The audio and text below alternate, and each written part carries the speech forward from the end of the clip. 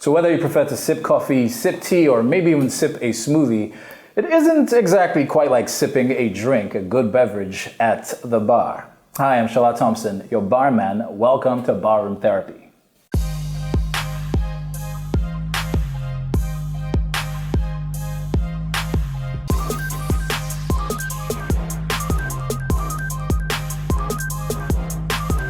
Welcome back to Barroom Therapy. I'm your host, Shola Thompson, or beg your pardon, your barman, Shola Thompson. And in the studio with me, she's an actress, she's a DJ, and also, let's just put it this way, she's a very feisty, interesting character who a lot of people actually look up to for being, unapologetic. Ladies and gentlemen, in my bar today, Dorcas Shola Thompson.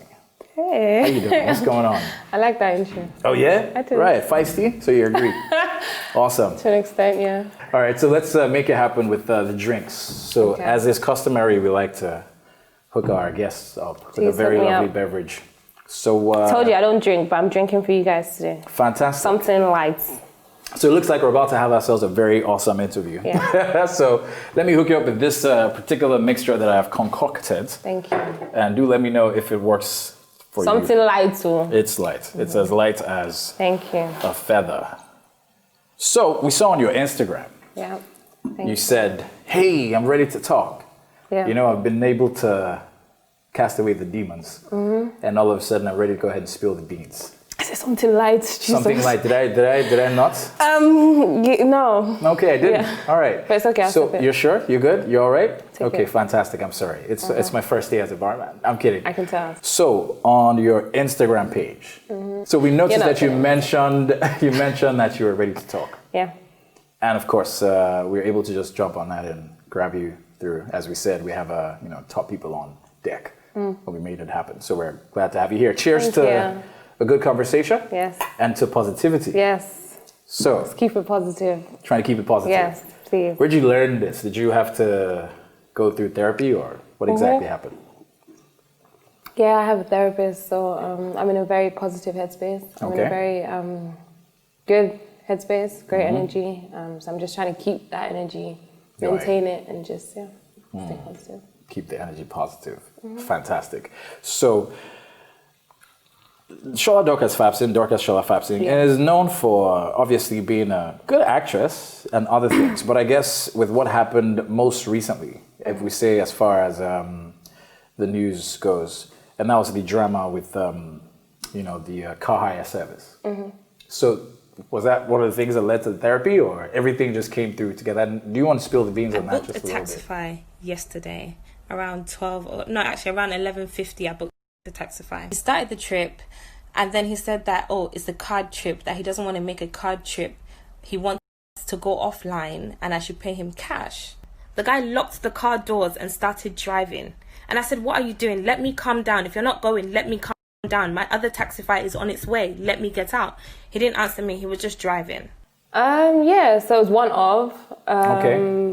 Not only. Just one of a bunch of things that I feel like I started spiraling into a depression. I had a lot of anxiety. I wasn't where I wanted to be in my career. I wasn't mentally stable. I wasn't, there was just a lot of things going on. I think that was like the breaking point for me, that situation. So I was just like, nah.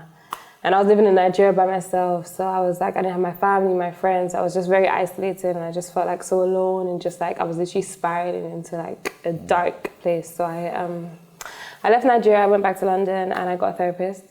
And I've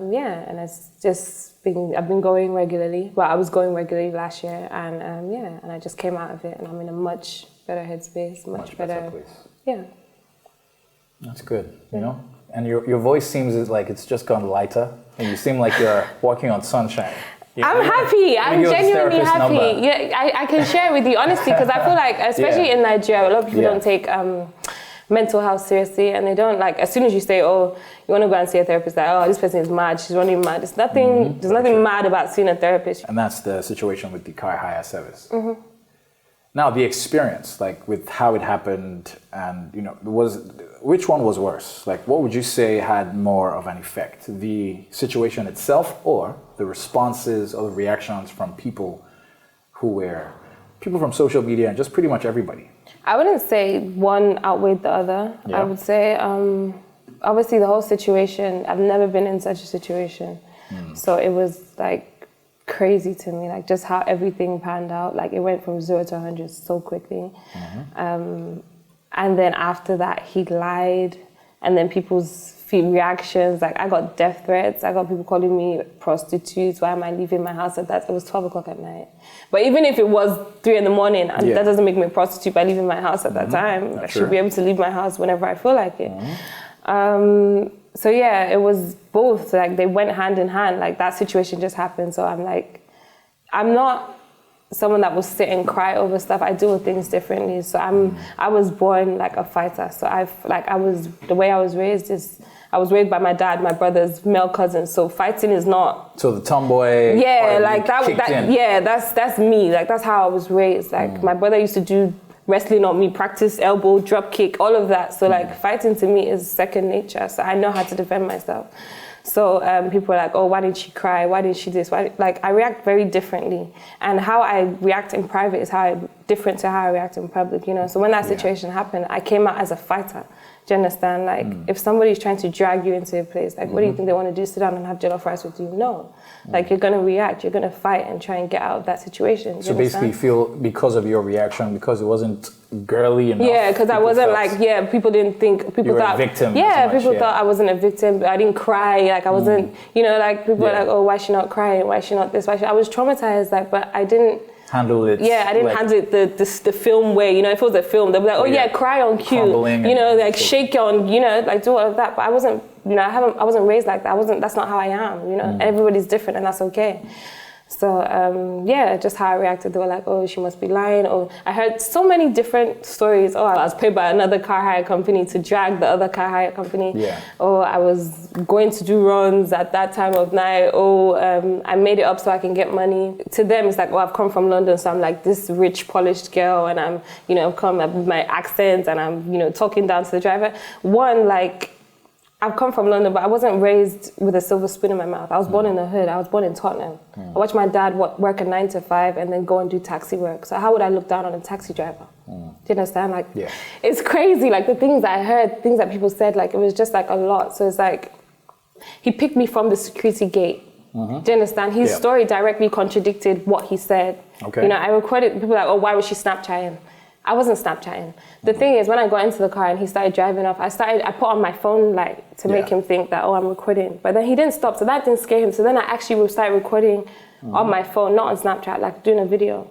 And then he went to his house or whatever. And the video shows him getting out of the car and going to his gate. If you're fearing for your life, why would you pick me from the security gate? Where I lived, my house was attached to the security gate. You can go there now, anybody can go there now and see it, So and there's 3-4 security men there every single night. So if you feared for your life, why would you leave that place and take me to your house? And speaking of also, obviously a lot of people noticed that you had pepper spray. Yeah. Now, do you go around with pepper spray naturally? Do you have pepper spray in your bag right now? I do. And I'll be honest with it, I do. Yeah. I do, yeah. And the reason I started carrying it was because I used to work at a TV station. Okay. And one of the people I used to work with was attacked in traffic. And she was stabbed. I remember a few months before I got the pepper spray, she was stabbed while she was sitting in her car because they were trying to steal her phone. Wow. Do you understand? So they broke her glass and they started stabbing her in her arm and her leg. And I remember seeing that. I saw all the blood and I was like, what is this? What kind of country is this? Surely you must have something to defend you. Do you know what I mean? So that's the only reason why I had pepper spray. And from there, I remember I showed my dad that the post because she posted it on Instagram. Yeah. So I showed my dad and he was like, no, you need to protect yourself, blah, blah, blah. So I got pepper spray. And then after the incident happened, my dad ordered 20 pepper sprays, knives, all this. Obviously, I don't walk around with a knife. Of course, that would be yeah, but I mean, you have to defend yourself because there's mad people. Everybody, I always say everybody in Nigeria is mad. Every single person. There's just different levels. Yes. Some people are 1% mad. Some people are 100% mad. Do you know what I mean? We are all everybody has a level of madness. But it's if it's not one thing, the country frustrates everybody. If it's not traffic, it's sun. If it's not sun, it's pay. If it's not employment, it's something. There's something that's frustrating frustrating. Everybody's angry, everybody's mad, everybody's tense, you understand? So, you know, bad things happen and you have to stay protected. It's not like I go around looking for a fight and like, oh, yeah, let me pepper spray you. No, but I have to defend myself, you know? And like I said, I was born a fighter. All right, well, we do have a lot to get to discuss. Yeah. And one thing's for sure, for the fact that it seems like you have a lot to pour out. We're glad that you're here and, of course, enjoying the good booze. You're welcome. Thanks. I'm almost right after this break, we'll be back with more for your barroom therapy. I'm Shola Thompson with Dorcas Shola Thompson. Welcome back to Barroom Therapy. I'm yours truly, Shola Thompson, your barman, with Dorcas Shola Thompson. And we've been having a very interesting conversation so far. It's very enlightening. And I guess anybody listening right now will be able to tell that you've definitely gone from point A to point B. So if you were in a very dark place before, it seems like you've gotten some closure and you're in a good place. Yeah, definitely. So let's talk about one of the other reasons, or one of the things that got us a little concerned as far as you staying away from Nigeria for a while, and then also the limelight. You're a good actress. You're actually a very good actress. With Sugar, you lit up the show. Thank you. You know, and it was good to see the way you embody that character. I guess what was also very exciting to experience was the fact that, I mean, from how you were raised, you know, you were able to still keep us grounded with the accent. It was a wholesome performance. Thank and you. was very nice. Thank you. And then also from there, you did movies as well. And my wife and I, and also you did the other movie as well. What's that one called? Banana Island Ghost. So anybody watching and anybody that, you know, would appreciate good material would watch that and think, oh wow, she's definitely supposed to be, she's getting there. She would be the most sought after actress. Then all of a sudden it seems like that just went, took a crash landing course or something. I wouldn't say crash landing, but yeah. Yeah, not necessarily crash land, but it wasn't, you know, it was supposed to be like this trajectory, but then it went this way. So what happened? How did that happen? Like I said, I was going through a lot personally. Okay. Aside from that incident, I had a lot of things that were just, you know, playing on my mind mentally, and just a lot of things that I had to deal with personally and come back and just realign my goals and my focus, and then just come back and kill it. So, you know, and I'm not pressured by time or anything. Like, I don't compare myself. I think that's the thing that a lot of people tend to do. They compare you to people that you started out with, or that people that are in your, you know, the same bracket as you or whatever, and feel like, oh, this person is doing this. What is this one doing? I don't care about all of that, if I'm honest. Like, I'm in my own lane. I'm very happy in my own lane. I have goals, I have plans, and time is not a thing for me. I'm not pressured by time. Everybody has their own time. I don't check my time on someone else's clock. So I'm very much watching my own time. And when God says it's my time, it's my time. So I'm just, you know, I'm more focused. Anybody? Was it anybody you fell out with? Because I would say I was also looking out for, you know, what else should, because, you know, the thing is, I've always wanted to be, there's nothing that I fell out with anybody or anything. It's just, I've always wanted to be, I came to Nigeria by accident. I always say that. I didn't plan to come to Nigeria to act. That was never in my plans. It was, or were you planning to do? I thought I was going to be in Hollywood. You know, I was going to be there. I'm still going to be there. Hey, don't Remember, doubt me. You're not anybody. Don't look at your time on anybody else's watch. So don't doubt me. I'm still going to get there. But I thought that was my jackpot. I would go there and just You think that is because you had no respect for me. You don't respect my decisions, and clearly you don't know what's going on with me at all. You don't try to check in on me. To not have found someone by now, you know what that feels like? It's pathetic. But I got Sugar, and then I came to Nigeria, and that's what made me start coming to Nigeria. Prior to that, I didn't have any plans to be in Nigeria, or you know, it just wasn't on my radar. Nothing wrong with it. It's been amazing, but it was just never on my to-do list, you know. So I planned on doing things in London and America. So I've never wanted to be just Nigeria-based or Nigeria-focused. And I feel like once you start getting into the Nollywood industry, it's very easy to get comfortable and to get complacent and to get... It's not like I don't get scripts. I get a lot of scripts.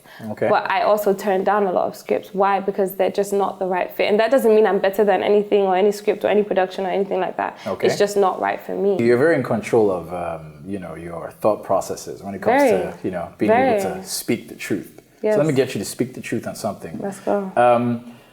Nollywood. Yes. So you were able to jump into that, right? And it didn't seem like you had a problem. And gladly, it looks like you didn't have to do some of the things that were done that most people do behind the scenes to be able to get ahead. Speak your truth. Yes. Yeah. So, what would you say? How would you describe the process? And before that, also, do you think after that, do you think you go back to Nollywood? So the first one, how would you say, how would you describe Nollywood and all its dark arts? Nollywood's a tough place. Yeah. I mean, but I feel like if you believe in your craft and you're good at your craft, that will always speak for you. But again, whatever anyone does is their business, honestly. Okay. Like, I don't want to say I don't care, but I mean, I don't watch anybody else. I mean, whatever you choose to do, whatever avenues XYZ you choose to do, if that's good with you and you're happy and you can sleep at night, great.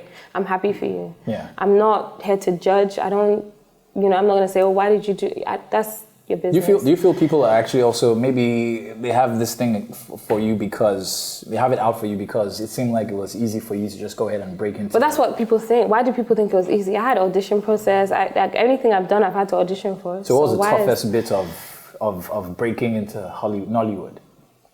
The one that got you to think, maybe I really should just quit this and then, so that's probably... The thing is, because I don't come out and say, oh, this person tried to move to me or this person tried to say this to me, doesn't mean it doesn't happen. Okay. I just don't need to say everything. Do you understand?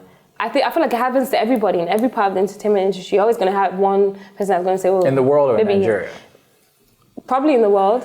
Okay. Probably in the world. It just happens in different contexts. It just happens in, Nigerians might be more vocal about it, more...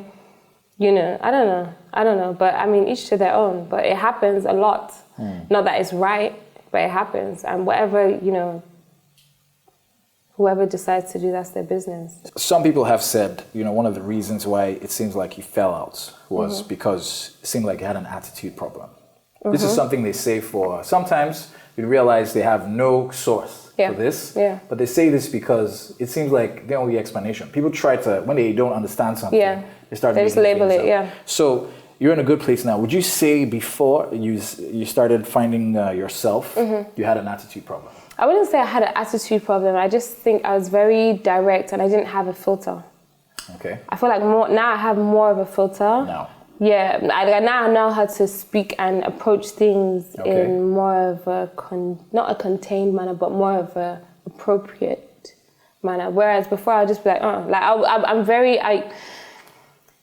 feel like before I was just very no chill, no filter. I don't give a, I don't give a, but I'm just more... Refined in the way I don't. Whereas before I would just be like, I don't care. But that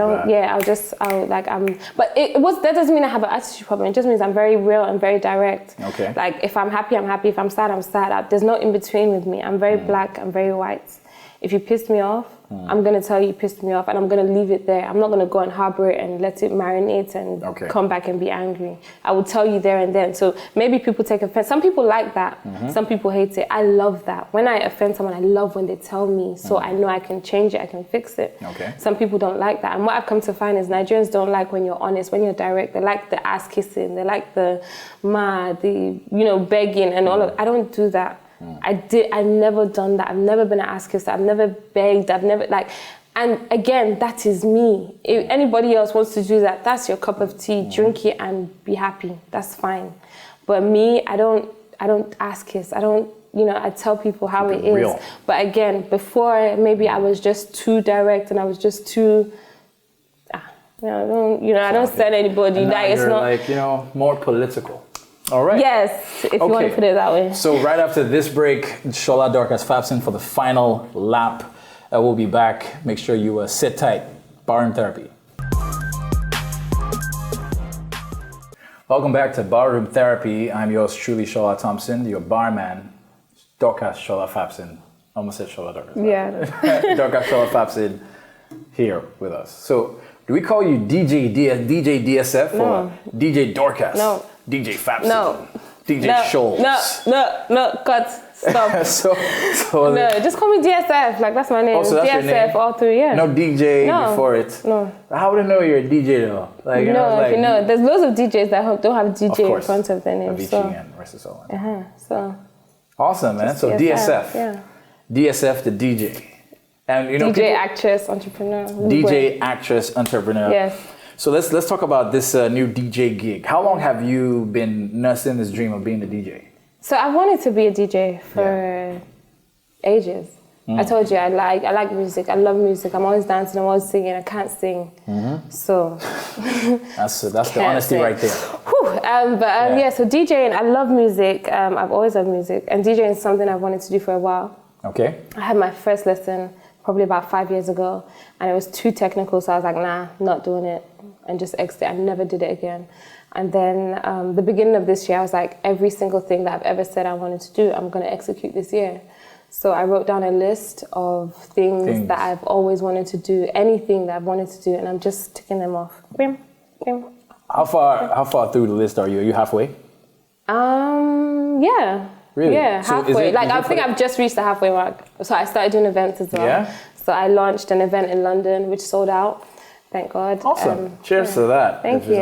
Not that there's anything left, but So I launched last month in London. It sold out, completely sold out, and it was amazing. And I played there for the first time, and it was a really great feedback. It was a great vibe, great energy. Obviously, I'm still learning, so I'm not perfect, but it was like the thrill, electric. like it was. Yeah, it's beautiful. It was beautiful. So some people are running for their money. You gotta share that money. You want to share that? There's room for everybody. There's room for everybody. I mean, look how many. I'm like, when I see female DJs, I get excited because like, there's not enough of us. Yes. And I feel like there's just because I'm becoming a DJ doesn't mean that the other female DJs any less, or or I'm coming to take their spot. There's enough space for more. There's enough space for everybody, so why not? I mean, some people might think, hey, you want to be a DJ now and you're female, you have to be hot first. Do you feel that might be a prerequisite? I'm checking. Because it's like, oh, I'm hot, maybe I should be a DJ. No, you have to be good. Your talent will speak for you. I mean, you can't just be a canvas, like a pretty... So do you believe you have that talent? I know, it's not... Do you know how to mix? Do you know how to pick it? Do you know how to Like I said, I'm still learning, but I'm not bad. I'm good for, I've only been learning for 2 months. Okay. And I shut down my events. So shut it down. Sold out. Sold out again. So this side of DSF. Yeah. Is it a side? I'm pretty sure some people who haven't seen you since you left and then you're back. I've been back and forth. It's not like I haven't been. So most of the people have seen you after your therapy. Yeah. All right. Do they feel the change? Do they say, hey, we like this DSF? Or they're like, oh, this DSF is too subdued. Does she still have a superpower? They like it. Like I still have, like it's not like I'm just one Mary Magdalene sitting in church. Like I'm still me. Like I'm still DSF. Gangster. I'm still gangster. I'm a gangster, please. Oh, you're not a gangster. You're no longer a gangster. I was never a gangster. Oh, you had I'm not a gangster. I was just raised in the hood. I'm a product of my environment. I think the gangster is no longer bad. It's not bad. I'm not saying it's a bad term. I like gangsters. Yeah. Like I have friends that are gangsters. Friends. That's fine. Yeah. But I'm just not a gangster. I'm just me. Like, sweet little old DSF. Oh, sweet little DSF. Still DSF. Yeah, okay. But they like it. I'm in a great space. Like I don't entertain negativity. I'm strictly positivity. It's not about. I don't gossip. I don't sit on the phone and start talking about XYZ. Like, I don't have time for that. I have things that I'm trying to achieve. Like, I have people that I'm trying to pay. I have job, like events that I'm trying to do. I don't have time to sit down and start saying, oh, Amaka bought that shoe. She's sleeping with that big man. Do you understand? Like, all of that is in the past. It was never in my past, to be honest. But it was just, it's just less important. Yeah, it's literally not zero. Important at all. Zero. So this positivity angle, it's actually very nice to hear. And the truth is, I believe a lot of people could use this particular type of thinking when it comes to life. But you realize people will always just be who they are. Definitely. So what would you say is one of the lessons you've been able to learn as far as thinking positively? Do you think things have changed or moved better for you since you became more aware? Since, as you said, it wasn't exactly present, but now it's now in focus. Definitely. I try and see the good in every bad situation. Okay. So I try and take, even if it's the smallest good, I try and take the smallest thing. Like, example, my event, we launched last month. Yeah. After my event, someone broke into my car and stole my stuff. Yeah. Right at 15 minutes after I got home, someone Wow. broke into my car and took the money we made from the event. Yeah. And like, that was like, damn, like I just made all this money and then someone broke into my car. And, you know, like it was like, damn. Like, But then damn. suddenly... But then I was like, wait, my event sold out. I'm gonna do another event. I'm gonna make more money. I launched my DJ career. Like, there's so many good things that happen as well, you know? So it's just about your outlook on life. You can either choose to focus on the bad or choose to focus on the good. And I'm just choosing to focus on the good. And that's actually a pretty great way Yeah, to wrap up the show. thank you. You know, the fact that you just try to focus more on the good things in life and focus less on the negative and keep your path straight and clear. Thank you very much for stopping by Dorcas Thank you Fapson. for Shout out having me. Dorcas Fapson. Hey, DSF. hey, DSF. hey. Thank you very much. You're a superstar. And, you know, it was great to have you here. You don't have, you're glad, this is my third. See, this, I'm not even sure why I'm doing cheers again. Like, come on, guys. This is my third glass. I think But thank you guys also for stopping by. You know how we do it on your barroom therapy. We'll be back again same time next week with something just as exciting on the Wedding Channel.